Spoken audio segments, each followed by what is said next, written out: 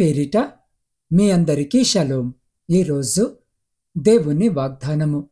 సొమ్మసిల్లిన వారికి బలమిచ్చువాడు ఆయనే, శక్తిహీనులకు బలాభివృద్ధి కలగజేయువాడు ఆయనే. యెషయా గ్రంథం 40వ అధ్యాయము 29వ వచనం. ప్రియ సహోదరి సహోదరులారా, ఈరోజు జీవాక్యము వినుచున్న మీ అందరికీ మన ప్రభువును ప్రియరక్షకుడైన యేసుక్రీస్తు జీవము కలిగిన నామమున ఈ నూతన దినపు శుభములను వందనములను తెలియజేయుచున్నాను. ప్రియులారా, మన జీవిత ప్రయాణములో అలసట, నిరాశ, దుర్బలత, శక్తి కోల్పోవడము సాధారణం. మనుషుల బలానికి పరిమితులు ఉన్నాయి. ఈ ప్రపంచము మనకెంతసేపు తోడ్పడుతుందో చెప్పలేము. మనుషుల ధైర్యము తిరిగిపోతుంది, మన ఆశలు క్షీణిస్తాయి. కానీ ఈ వాక్యము మనకు ప్రకటిస్తున్న అద్భుతమైన సత్యము ఏంటంటే, మన బలానికి మూలము మనము కాదు, ఆ దేవుడే మూలమని వాక్యము స్పష్టముగా తెలియజేస్తుంది. ప్రియులారా, మనము దిగజారినప్పుడు, మన శక్తి తగ్గినప్పుడు, మన హృదయము విసిగిపోయినప్పుడు దేవుడు దూరముగా నిలబడి చూడడు. ఆయనే సొమ్మసిల్లిన వారికి బలమిస్తాడు, శక్తి లేకున్న వారికి తన శక్తినిస్తాడు. ఆయన మనలో ఉన్న లోపాన్ని తన బలముతో నింపుతూ మనము ముందుకు సాగడానికి కొత్త శక్తిని మనకు అనుగ్రహిస్తాడు. ఈరోజు మనం ఈ వాక్యాన్ని ధ్యానిస్తూ ఒక నిజము గుర్తుంచుకుందాం. దేవుడు కేవలము బలవంతులకు మాత్రమే కాదు, కానీ బలహీనులకు ప్రత్యేకముగా బలము అవుతాడని వాక్యము సెలవిస్తుంది. అందుకే ఈ వాక్యము ద్వారా దేవుడు మీ జీవితంలో బలము పోయబోతున్నాడు. మీ అలసటను ఆయన శక్తిగా మారుస్తాడు. మీ నిరాశలను ఆశగా మారుస్తున్నాను అని సెలవిస్తున్నాడు. మనము ఆయన వద్దకు వచ్చి, ప్రభువా, నాకు బలము కావాలి అని మనం అడిగినప్పుడు ఆయన మన ఆత్మను లేపుతాడు. మనలో ఉన్న చివరి ఆశ కూడా తరిగిపోయినప్పుడు తన శక్తిని మనలో ప్రవహింపజేస్తాడు. ఈరోజు మన హృదయాలను తెరిచి ఈ వాగ్దానాన్ని పట్టుకొని దేవుని బలము మనలో ప్రవహించేందుకు మనము సిద్ధపడదాం. ప్రియులారా, చదివినటువంటి వాక్య భాగములో సొమ్మసిల్లిన వారికి బలమిస్తాడు, శక్తిహీనులకు బలమును అభివృద్ధి చేస్తాడని మనము చదువుకున్నాం. అయితే ఆయనను గూర్చి, ఆయన గుణాతిశయాలను గూర్చి మనం ఈరోజు ఒక్కసారి ధ్యానించగలిగినట్లయితే, ఆయన ఎప్పుడు కనికరము కలిగిన వాడుగా ఉన్నాడు. ఆయన ఎప్పుడు దయ దాక్షిణ్యము కలిగిన వాడుగా ఉన్నాడు, కృప కలిగిన వాడుగా ఉన్నాడు, వాత్సల్యత కలిగిన వాడుగా ఉన్నాడు, కరుణ సంపన్నుడుగా ఆయన ఉన్నాడు. కనుకే సొమ్మసిల్లినప్పుడు ఆ స్థితిలో, ఆ బలహీనతలో ఆయన విడిచిపెట్టి వెళ్ళిపోయేవాడు కాదు. శక్తి హీనమైనటువంటి సమయంలో, బలము ఒడిగినప్పుడు, అడుగు వేయడానికి ధైర్యము లేనప్పుడు, శక్తి లేనప్పుడు, నీరసించినప్పుడు ఆయనే బలమును వృద్ధి చేయవాడు. కారణము ఏదనగా, ఆయన ఎప్పుడు కూడా ప్రేమించేవాడిగానే ఉంటాడు తప్ప కఠినముగా మనల్ని తిరస్కరించి త్రోసివేయవాడుగా ఉండనే ఉండడు. అయితే మనము గమనించవలసినటువంటి ఒక పాఠము ఏదనగా, సొమ్మసిల్లిన వారికి బలమిస్తాడు, మరి శక్తిహీనులకు బలాభివృద్ధి కలుగజేస్తాడని మనం ఈరోజు చదువుకున్నాం. అయితే ఆ బలమును అనుగ్రహించేది, ఆ బలాభివృద్ధి కలుగజేసేది ఎవరికి అని అంటే, అందరికీ ఆయన కలుగజేస్తాడా?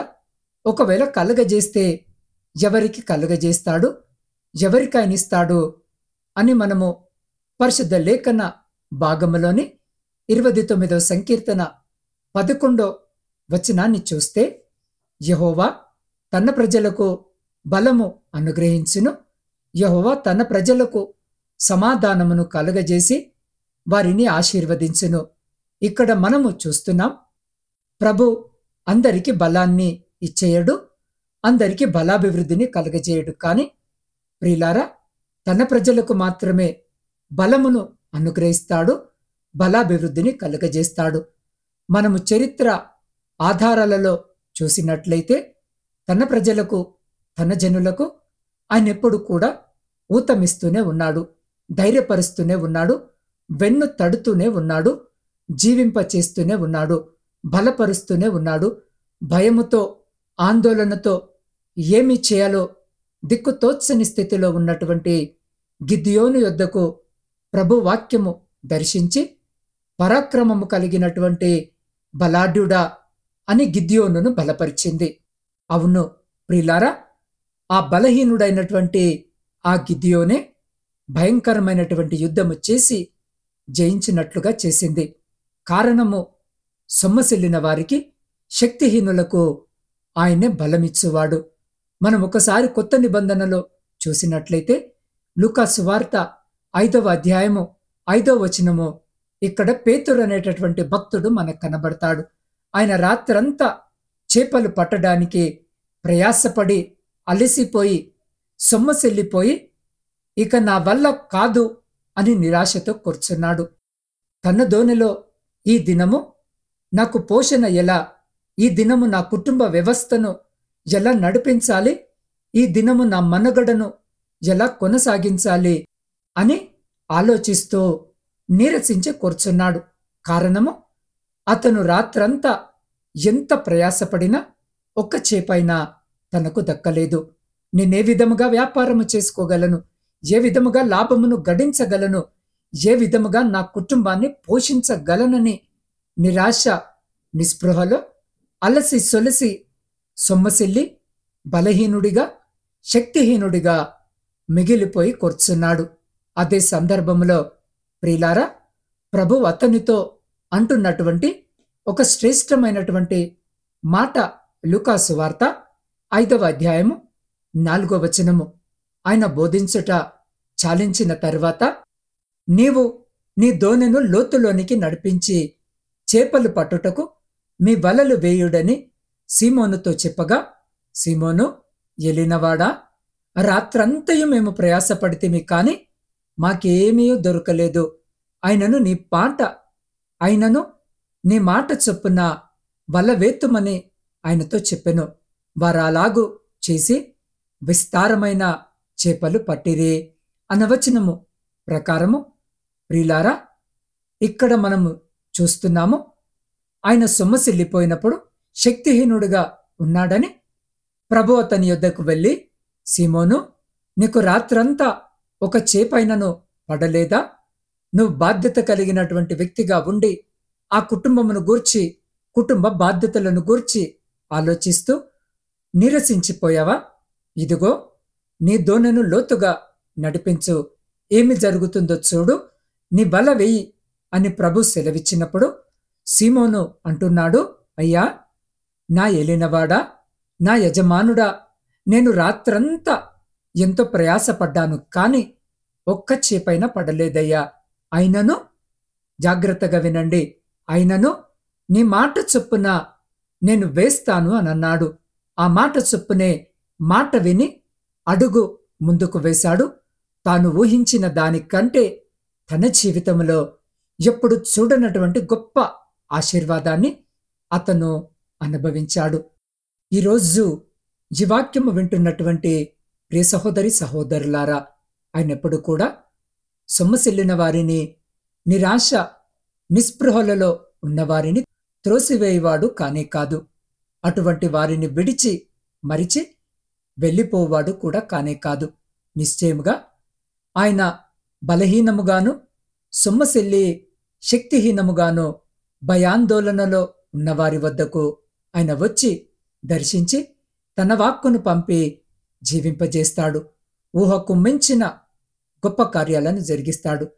పేతురు అప్పటి వరకు ఎంతో నిరాశ నిస్పృహలలో ఉన్నాడు. కాని ఎప్పుడైతే విస్తారమైన చేపలు పడ్డాయో ఆ తర్వాత అతని భౌతిక సంతోషానికి హద్దులు లేకుండా పోయింది. ఆత్మీయ చింతన కలిగిన వాడుగా ప్రభు యొద్ద పశ్చాత్తాపపడ్డాడు. కాని వాటిని చూసి ఎంతో సంతోషించాడు. గిద్యోను కూడా తాను బలహీనముగా ఏమి చేయాలో అర్థము కాని స్థితిలో ఉన్నప్పటికీ, ప్రియ సహోదరి సహోదరుడా, దేవుడు తన వాక్కును పంపినప్పుడు, దేవుడు తనను దర్శించినప్పుడు తాను శక్తిని పొందుకున్నవాడిగా మిద్యానీయులను సులువుగా ఓడించగలిగాడు. ఈ విషయాన్ని మనము న్యాయాధిపతుల గ్రంథములో చూస్తాం. మరియు మనము ఇంకా అనేకమైనటువంటి విషయాలను మనం బైబిల్ గ్రంథములో చూస్తాం. ఏలియాను గూర్చి కూడా మనము చూస్తాం.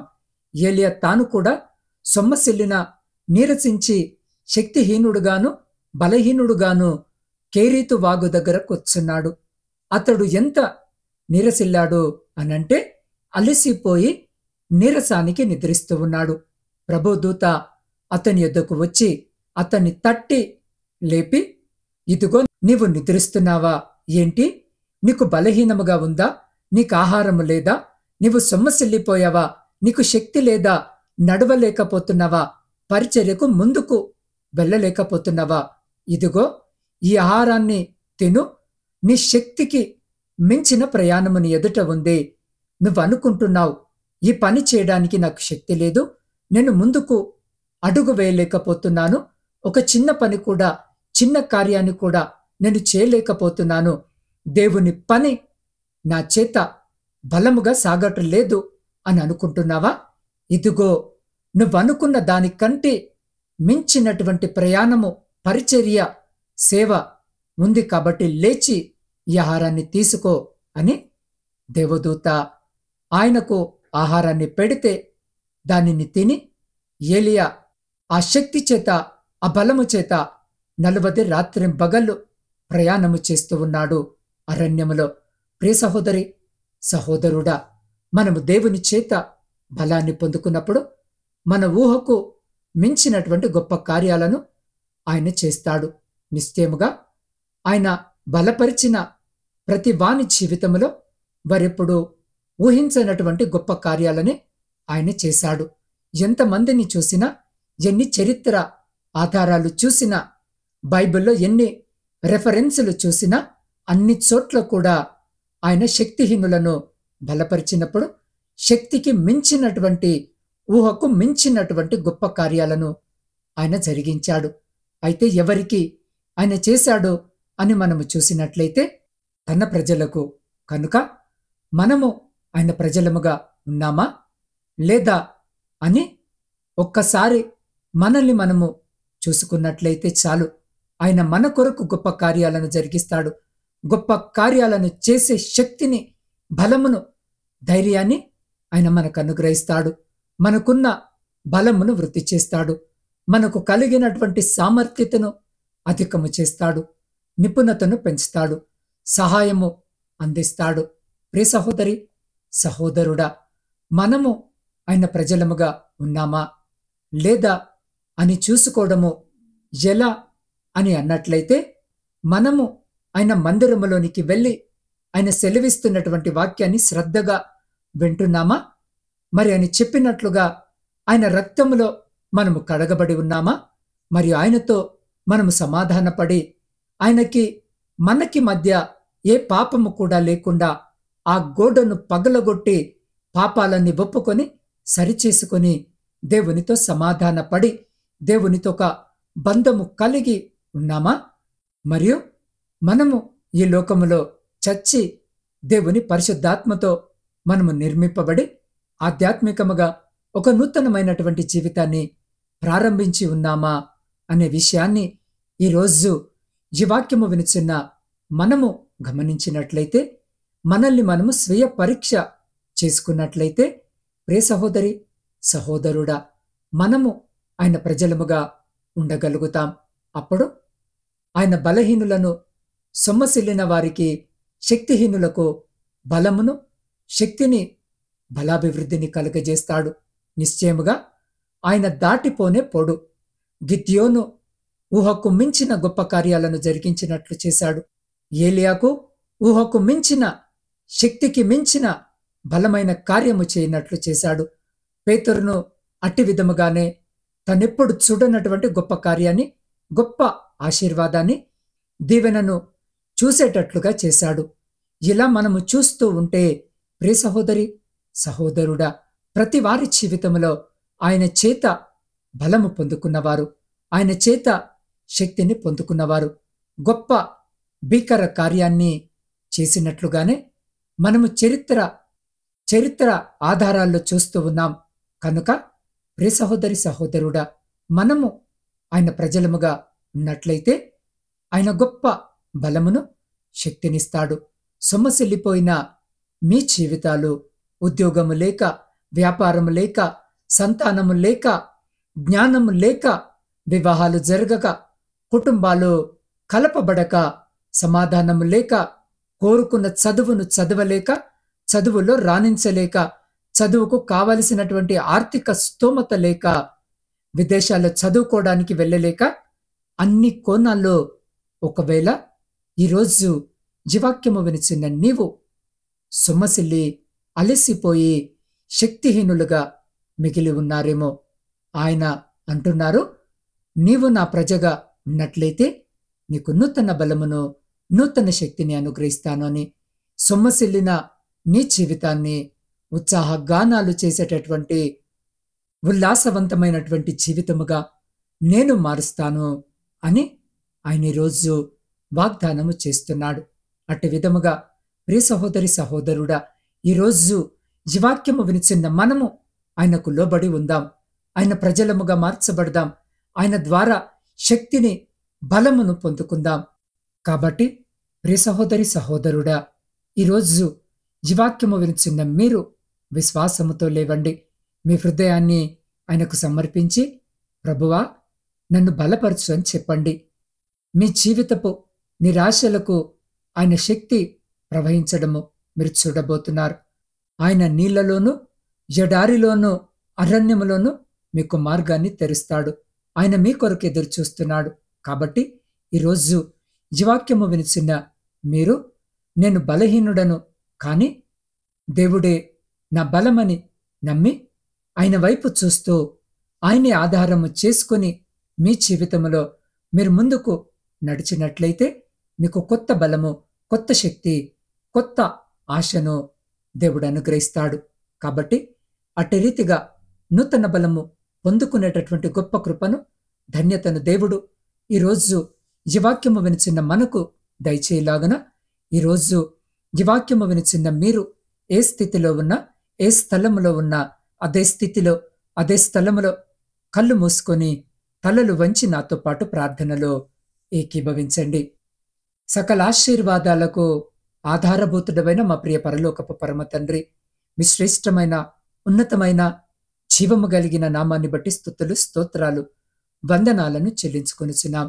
దేవా, ఈరోజు నీ వాక్యముతో మమ్మలను బలపరిచినందుకు నీకే కృతజ్ఞతాస్తుతులు.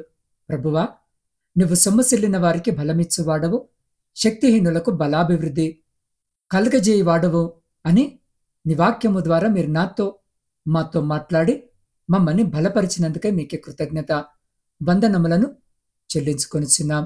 దేవా, ఈ ప్రార్థన వింటున్న ప్రతి ఒక్కరిని ఆశీర్వదించండి. వారి శరీరంలో, మనసులో, ఆత్మలో ఉన్న అలసట, బలహీనత, భారాన్ని తొలగించి వేయండి. అయ్యా, నీ ఆత్మ శక్తిని వారి జీవితాలలో నూతనముగా నింపమని వేడుకొనిచున్నాం. అయ్యా, వారిలో తగ్గిన ఆశను పునరుద్ధరించమని వేడుకొనిచున్నాం.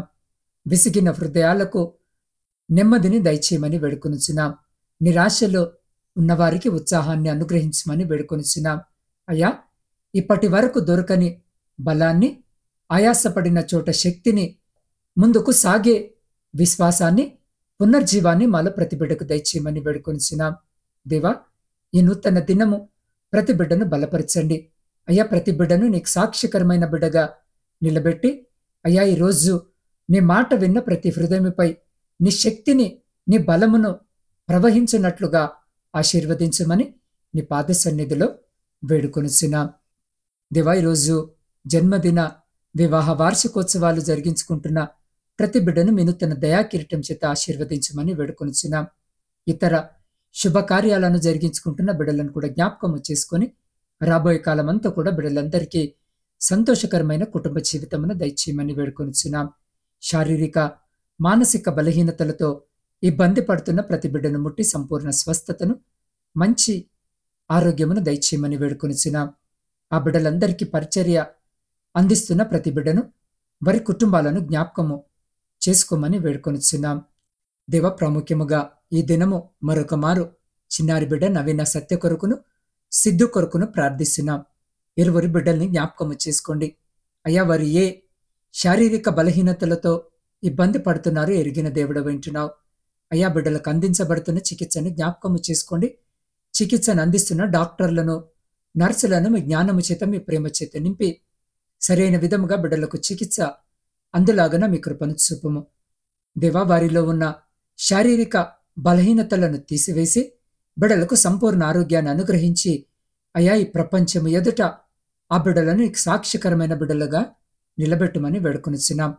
వారి ఇరువురి తల్లిదండ్రులను జ్ఞాపకము చేసుకోండి. వారి మనోవేదనను, వారి దుఃఖాన్ని జ్ఞాపకము చేసుకుని బిడ్డలకు శాంతిని, నెమ్మదిని దయచేయమని వేడుకొనిచున్నాం. దేవా, మా దేశమును, దేశంలోన నాయకులను, అధికారులను జ్ఞాపకము చేసుకుని మీ జ్ఞానము చేత నింపమని వేడుకొనిచున్నాం.